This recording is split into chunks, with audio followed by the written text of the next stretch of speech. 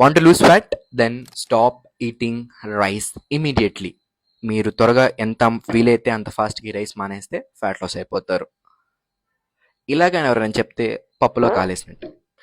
One of the biggest fat loss myth in South India ఏంటంటే rice మానేస్తే slim అయిపోతారు. See, it doesn't work like that. ఓకేనా? ఒక్క rice అనేది remove చేయగానే మీరు ఫ్యాట్ లాస్ అవ్వరు. ఓకేనా? సి, బేసిక్గా మనం రైస్ గురించి కొంచెం తెలుసుకుందాం. ఈ రైస్లో కార్బోహైడ్రేట్స్ ఉంటాయన్నమాట. ఈ కార్బోహైడ్రేట్స్ మనకి ఎనర్జీ ఇస్తాయి బాడీకి, మన యాక్టివిటీకి, మన బ్రెయిన్కి, మనం వర్కౌట్ చేసేటప్పుడు మన ఈ కార్బోహైడ్రేట్స్ నుంచి ఎనర్జీ వస్తుంది. అది మన బాడీ యూజ్ చేసుకుంటుంది అనమాట.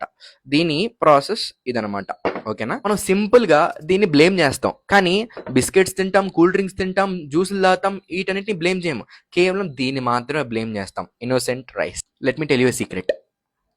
ఎవరికి చెప్పలే, మీకు మాత్రమే చెప్తున్నా. మనం రైస్ వల్ల ఫ్యాట్ గెయిన్ అవ్వము. ఓకేనా? మన బాడీకి కావాల్సిన క్యాలరీస్ కన్నా ఎక్కువ తిన్నప్పుడు మనం ఫ్యాట్ పుట్ ఆన్ అవుతాం.